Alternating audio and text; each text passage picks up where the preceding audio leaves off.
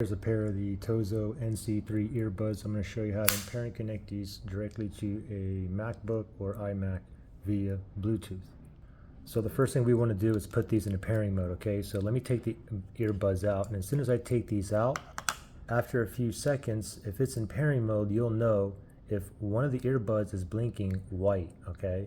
It'll be like a small white light somewhere on the top, just one of the earbuds, okay?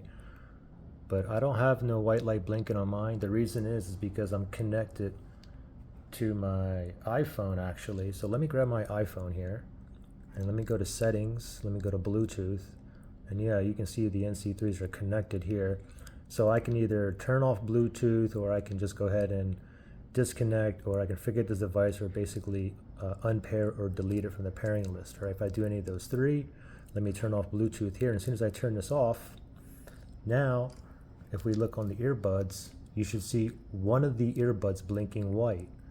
This one here is blinking white. It's really hard to spot. As soon as you turn it, you lose it. Where's it at? There it is again. You can barely see it. Anyway, it's in pairing mode, so let's hurry up and go to the MacBook here.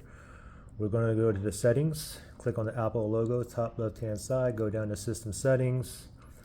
From there, tap on Bluetooth. And then make sure Bluetooth is turned on, and then just scroll down, okay? When you're under here, under nearby devices, you should see that little spinny thing. It's searching for devices that's in pairing mode near me, okay? It did find the NC3s. These are still in the pairing mode. Let me go down here. I'm gonna press on connect. Okay, we should be connected now. Let me scroll up, and you can see the TOZO NC3. It is now connected. Now, if you had any kind of issues, can't put it into pairing mode, issues connecting, you can always factory reset these. If you need to do that, look in the link below in the description area.